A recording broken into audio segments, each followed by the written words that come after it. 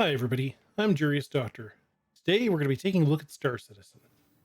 So what is Star Citizen? Star Citizen is a space sim that was created by Chris Roberts, the creator of the Wing Commander series and other games, to essentially aspire to be the greatest, deepest, most detailed and immersive space sim and MMO ever created, where everything about the world is interactive. Everything is rendered in real time. No loading screens, no shortcuts, no, riding on rails. What I mean by shortcuts is a lot of times game developers will kind of cheat things a bit to save development effort and development time, like in Destiny. When traveling between the planets, you choose which planet you want to go to and which landing spot you want to arrive at, and you always land at that landing spot on that planet. Different events might be going on, and depending on your level and your access to those planets, you may or may not land with different things going on, but you always land in the same place. That's a cheat. That's a thing game developers do when they don't want to do the work of developing a world where you can land wherever the hell you want. Star Citizen said from the very onset, we want the world to look and feel lived in. We want it to be fully interactive. We want it to be fully player commanded from the level of everything happens immersively. Every environment is real. Every sign, every bit of direction, the signs tell you where to go. Hey, you want to go to the Metro Center? You want to go to the spaceport? Follow the yellow line. If you're following the yellow line along the path here, it'll take you to where you want to be, take you to the next sign. If you want to go to the hospital, there's an entryway off of the metro line to the hospital, just as there would be in any real world city. And in some places, like Lorville here on the planet Hurston, different trains will take you to different places. So here we have the option of the perimeter line or the spaceport line. I want to get off this rock, so I'm going to the spaceport line. So the game really does everything it can to feel fully immersive. Guards are not just, aimless NPCs. Yes, there's still the occasional glitch and such, in the sense that this is an open access game. This is an alpha game that you can play in, and the cost of admission is simply buying a game package. The purpose of this short video is going to talk to you about the 3 things you absolutely must know if you want to get into this incredibly detailed, incredibly immersive game. And the 3 things start with your system requirements. Those will appear on screen now. I would say that the first 3 things about the system requirements you need to know is that you absolutely must install this game on an SSD. It is not only non-negotiable, your experiences will be absolutely horrendous if you don't. I'm speaking from personal experience here. When I first started playing this game in December, I was really excited to try it out because of the recommendations of several friends of mine who said, hey, you'll really like this game, and if you're getting bored of Eve, it's a good place to come to because everything you can't do in Eve, you can do in Star Citizen.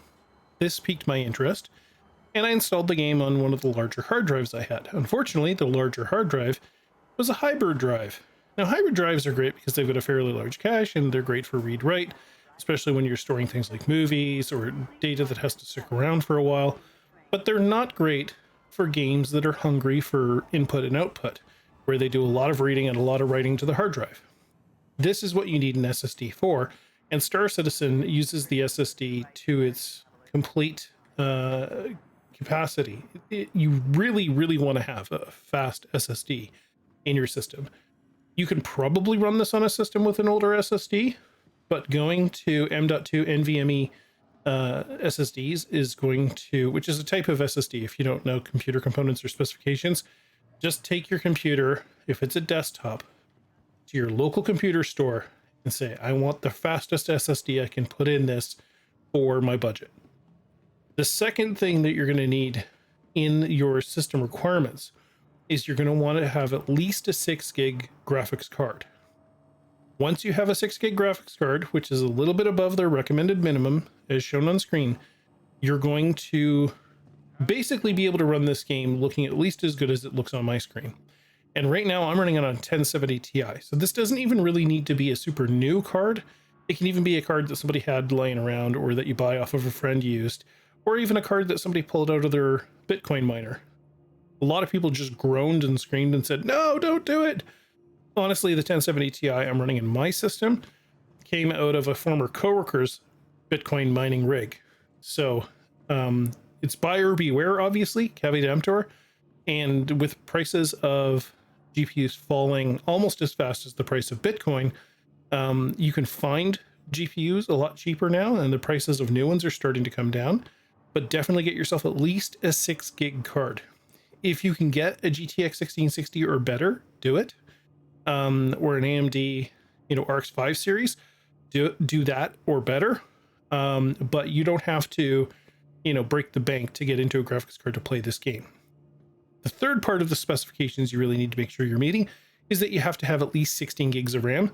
I'm currently running on a system that has 32.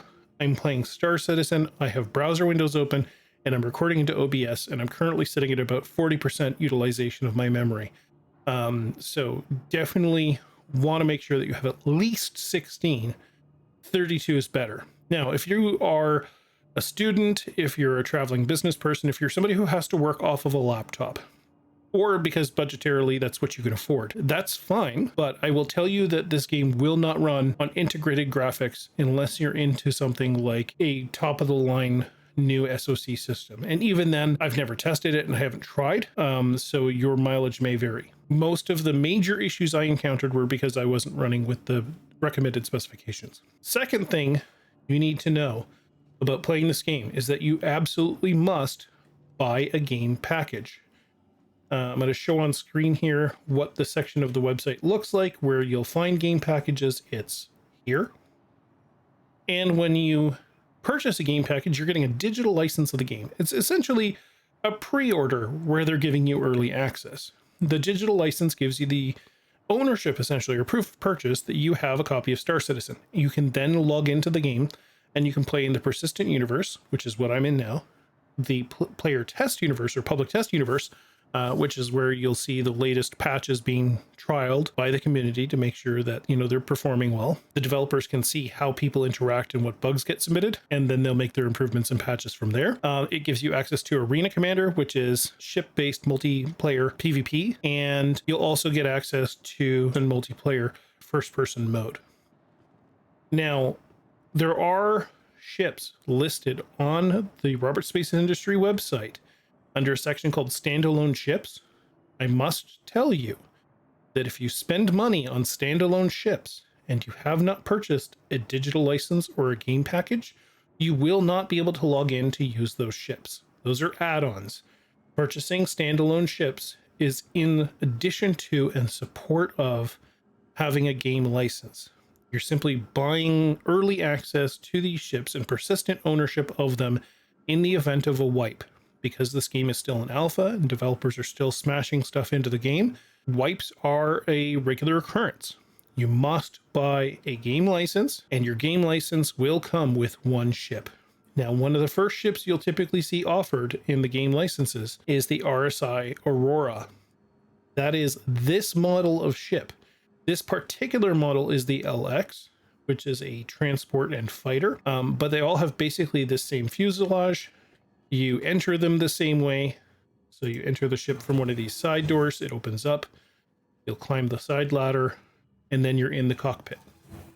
You have in this space a bed in which you can lay, a captain's chair or pilot seat that you can climb into, and you have multifunction displays which will come up and become accessible to you. Turning on the spacecraft will power up the MFDs. Typically, right now we're on a showroom floor, so this is really just for show.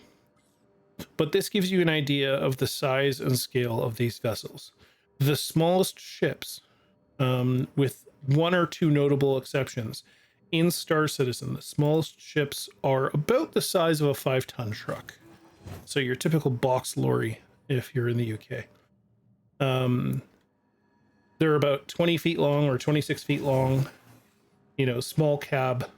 They're not a super large vehicle by any stretch of the imagination. I mean, this guy here, the 85X, is more or less the Beamer of spacecraft. It's a side-by-side two-seater. This is actually considered kind of like a pocket vessel that'll be able to dock inside a super yacht. But, you know, 16 to 20 feet in length is about the right size for most of these starter vessels. This is an M50 racing ship. Again, fairly short. I think the M50 and the Arrow are the two smallest ships that you can buy in terms of overall size and mass. Moving up from there, you can get into bigger and bigger ships as you go. But if you don't buy a game package, you can't log into the game. This is the Mustang Beta.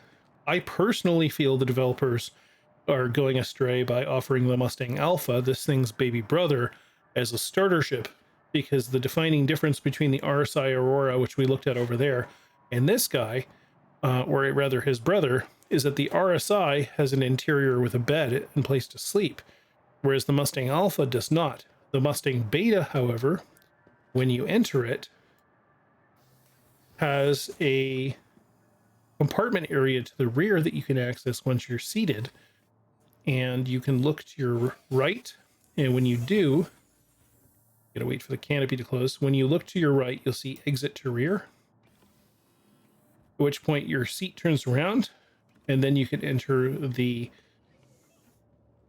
galley and sleeping area of your vessel. So this is the advantage of having a bed in your spaceship, is that you have the ability to lie down, for one, and it'll actually let me interface with it. No, it won't. Or maybe I'm just standing in the wrong place. But you gain the ability to lie down and log out.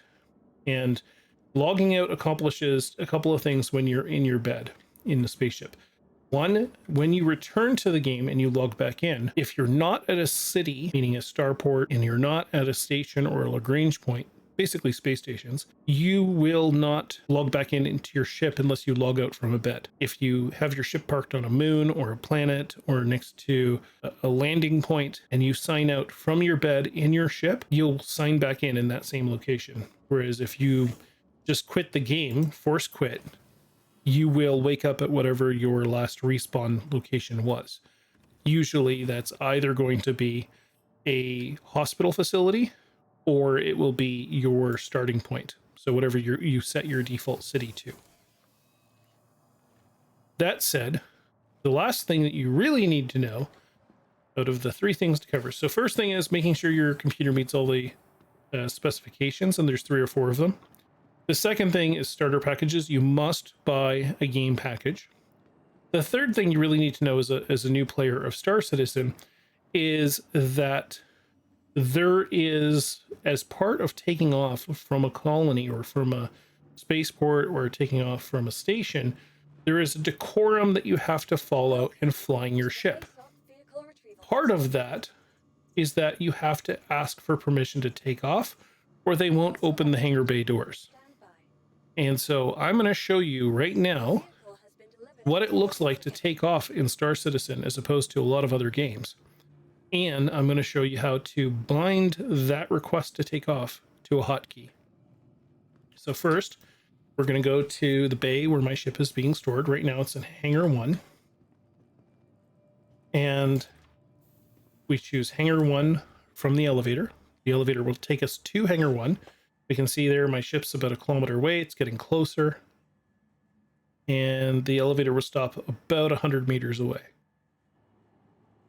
300 feet, basically. Well, a little bit more. This is like 350 feet. So Hangar 1 is one of the biggest hangars in Lorville. It is huge.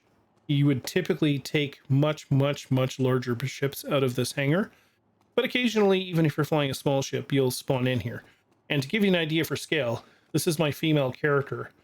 Yeah, this hangar is bigger than several football fields. Like it's like a football stadium in here. And take that as American football or as European football, take it whichever way you want. This place is huge. I've been inside stadiums smaller than this. So you'll come to your ship. This is the Mustang Alpha. This is one of the 2 lowest price entry point ships. I wanted to show you this so that you'd have a chance to see what it looks like. And normally it comes with 2 forward guns. These are M4As on a turret that can pivot and follow the pilot's line of sight. And then I have added to it, with in-game credits, 2 M3A size 1 laser rifles that are mounted on gimbals as well. So those can turn and follow the same tracking as the forward cannons here, and just adds a little bit of extra firepower to the ship. So you can see above us that the bay doors are closed. I can't take my ship out of this bay if I don't get clearance to leave here. They simply won't open the doors for me. So I'm going to power up my ship. I'm going to look down here and say flight ready. There's also keyboard shortcuts that do that for you. Usually I don't look down to do that. I just press the key.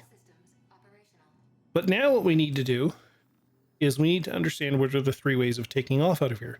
The first is that I go to the comm link and I go to the landing services for the place that I'm located, and I call the radio. So I press this button, and it'll radio the tower, and they'll respond and say, okay, yeah, you're cleared for takeoff. The second way to do it is to look at one of your multifunction displays, click the menu, go to communications, and do the same thing. So I can either do it from the ship multifunction display, or MFD. I can do it by going into my Mobi Glass, which is, think of it like the fancy futuristic version of an iPhone, or by hitting escape and going to options, choosing key bindings, and finding a key which is not currently assigned as a default. That can be backslash, it could be minus or equals, it could be numlock or /. I personally prefer F3 because F3 isn't by default bound to anything. And we're going to go to Advanced Controls Customization, find Flight Movement. We're going to scroll all the way to the bottom of this section, and we're going to double click on Request Landing and press F3. Once we've done that, we're going to go back, return to the game. If I look up, hangar bay doors are still closed. I can take off. The doors won't open for me until I call the tower. So what I'm going to do here is I'm going to press that F3 button. You'll see the lower right MFD start calling the tower. You are clear to launch. They'll say clear to launch, and then you'll start hearing the bays opening.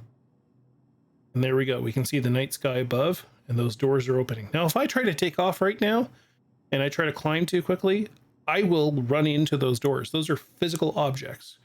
Everything is happening in real time. This is not a cutscene. Those are actual doors retreating on actual rails. So from here, I can take off and go where I'm going to go. Show you what that looks like. Raise my landing gear, lower my wings, change the angle around my ship so that you can see me taking off. Leave through the force field, and away you go. And I should get a thank you for being here. Thanks for being around message. And then at that point I can leave. And as you can see, here I am, you know, my jet's keeping me aloft, hovering above the city of Lorville. There's the First in Dynamic Arcology. It's essentially a megalithic structure. There's a fully detailed city around me, including work areas, landing pads, lighting systems, holographic signs introducing us to the spaceport. And I can, you know, quite safely fly around in this city.